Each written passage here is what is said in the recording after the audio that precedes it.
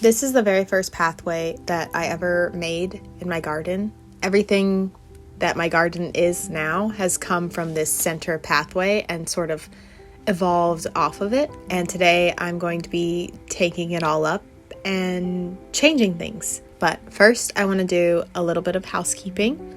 We have some garden tasks and chores that we need to do because spring is right around the corner. But of course, before we get to any of that, my name is Leela, and welcome back to my garden diaries. I'm currently gardening and growing primarily cut flowers, but also food and just gardening in general on about 1/8 of an acre. And last year I acquired the lot next to my house, so now I have a total of 1/4 of an acre, but I'm just trying to keep what I do have in shape. The weeds are popping up by the minute, and we have had a record cold and also so much rain, but most of my garden is on raised beds and they're sort of elevated, so they drain really well, which is great when it rains a lot, but also means that I have to start keeping on top of the watering. This is my first year really trying to have some sort of fertilizing regime. I'm not an expert. I don't really know anything, so don't ask for my advice because I don't have any. Maybe after this year I'll be able to confidently say what I did and what worked for me. But I have these garlics, and all I know is that they like fertilizer and they like nutrients, and the soil that I use is not like super amended or anything like that. I've never gotten a soil test done for any of my garden spaces yet. I feel like I'm the level just below getting soil tests done. Like I'm about to graduate up into soil tests, but we're not quite there yet. So I'm just sort of watering things that I feel might need fertilizer with a little bit of diluted fertilizer. I'm using the Neptune's Harvest fish emulsion just because I've seen a lot of people talk about it. It seems good. I haven't done full research on it and I don't have experience using it. So fertilize at your own discretion. This week it feels like the bubble of winter is almost finished. Like we're almost out of it. We have another cold snap coming up, but nothing as cold as what we just had. So this warm weather just feels like so good, and I'm so excited for spring. Last year I was so hesitant and almost like scared of spring because I just didn't know what I was doing, and I still don't know what I'm doing, but I have a better idea of what I'm doing because I'm just going to try to do everything I did last year, but better. So these onions are a perfect example because last year I tried to grow onions and it did not go well. This year it's going better, but not perfect. They're looking very sad. They probably should have been planted out a while ago, but we've just had such up and down weather. And honestly, I don't know where I'm going to put them in my garden yet. Like I haven't decided. So between today and Friday, I'm going to decide, and I'm just going to pick a spot and put them in the ground, and that's where they're going to be. I'm giving them a little bit of fertilizer as well because they've been in these little trays and their poor little roots. They're looking a little sad, so I'm hoping that they didn't get too much cold and that they'll not bolt as soon as it starts really warming up.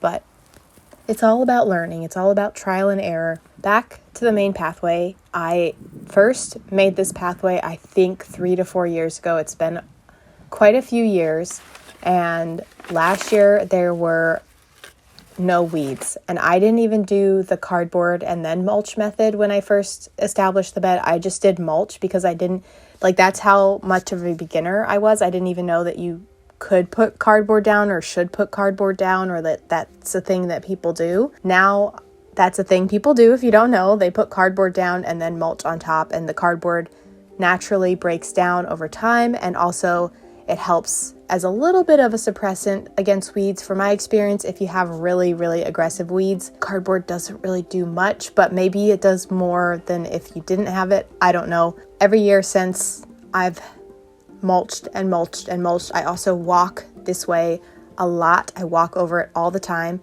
But now I have other pathways in my garden. I have other ways of getting from point A to point B. So I think I want this to be a living pathway. I think I want it to be grass. I might regret that when I have to mow it all the time, but I think I'm going to start with just the main pathway and then go from there. The reason why is because looking at my garden right now, it's so brown. And last winter, I think, was the first time I even learned the term winter interest. That's not something I've cared about or thought about for those of you that don't know, maybe you're just like a vegetable person or a flower farming person, like winter interest is more in the like, I think horticulture, like if you're gardening for the aesthetic of it, like to have a great garden, a grand garden, you have winter interest. It's like a thing that you have. Winter interest is a thing that you curate by having like evergreens and just things that look good in the wintertime, which I do not have any of that. And I feel like I'm gardening for like all the different reasons. Like I want food, I want flowers, but I also want a nice aesthetic garden. I live in a historical house in a historical neighborhood. And I just think having a garden that kind of ties in that history aesthetically would be really cool. So I'm working on the winter interest, and I think having a nice green, lush walkway in the winter will just warm my soul when I need it most, you know? But now I want to quickly go inside and talk about some of the things I have growing inside that I have not shown yet. So let's go inside and then we'll come back outside. Okay, so we are inside my office, and I have this Eucalyptus silver dollar, and I have another one outside, and I cannot tell if they are alive or not. I just asked, don't come for me, I just asked ChatGPT. ChatGPT has kind of been like my garden friend. I don't know, it gives me answers really quick, okay? But it said that the ones outside, we haven't had temperatures that would have killed them. So I really just think these are dormant, but I don't know. So I want the pot that this is in for some forsythias that I got. So I want to put both forsythias in these two pots, or have them be in identical pots. But either way, I want these two pots available. So I think I'm going to try to dig this up and put it in like more of a nursery pot or just like a classic black pot until I know for sure if this is alive or not. But it's starting to warm up, and I feel like ChatGPT said it'll start growing from the base. I don't know. I don't know if this is alive, but either way, I'm taking this outside and we're going to put it in a new pot, basically. Welcome back to the voiceover me. These are both a Eucalyptus silver dollar. I think I got them for $6 each. I want to say that's a lot, but also maybe not, because eucalyptus is really hard to start from seed. Anyways, the one outside is alive. Like, it's definitely alive. I did the little bend test that ChatGPT told me to do. I did a little scratch and there was green. It's green. So it's alive, and I'm just going to leave it because I also know from previously that I had read somewhere that their roots are very sensitive to disturbance, like digging them up and moving them around. So I'm just going to leave this here. I'm just going to leave it here. I'm just going to let it do what it's going to do. If it comes back, that would be great. If not, I have a little twig that smells nice and is brown. I think it's alive. I think the other one that I actually had in the pot is dead because it did not pass the bend test when I scratched it. It was not green underneath. So I think it's dead, but I decided to just take it out of the pot. There were roots there. They weren't like the beautiful white roots that you want, but I don't remember it having that when I transplanted them last year. So I'm not sure. I decided to just put it in a spot right next to its friend.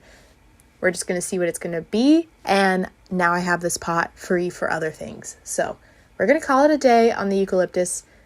Give them your thoughts and prayers. I think that one of the two survived, which would be really exciting.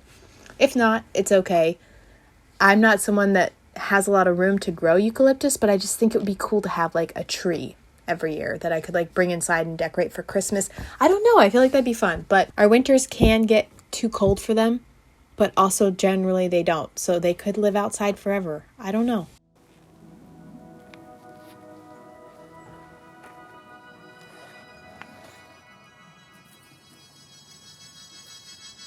Last but not least, on this beautiful spring day, this is another part of my garden I have not shown yet. There's so many like secret little Easter eggs in my garden. I'm not hiding them to keep them hidden, right? I just haven't shown them because I haven't done anything in them.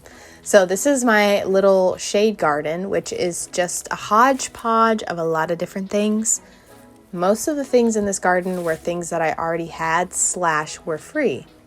So I don't really know what these like grass plants are, but they like the shade. You can buy them at garden centers, but they were already on my property. They have these like spiky white flowers that turn to these blueberries that I don't know if it's the birds that eat them or the bugs, but somehow every winter they're just gone. They're cleaned off the plant by somebody or something. I also have a few heuchera that I divided and split up today and put in different spots. I love using the leaves in like little arrangements and things. I love dark purple foliage as well. Like one of my dream plants is the like dark purple Physocarpus or 9-bark. So beautiful. I also used some of the leftover mulch from my pathway to mulch this little shade area, and I just wanted to clean up this little brick edge. These bricks are from the second fireplace that was in my house that was falling down. You can tell by the bricks. They do not like water. They do not like moisture. These are really old bricks that were made in a completely different way, or just a different way than what bricks are made of now. So a lot of them are crumbling in my garden, and I'm just letting them do their thing. You know, nature will be what it'll be. They'll be returned back to nature.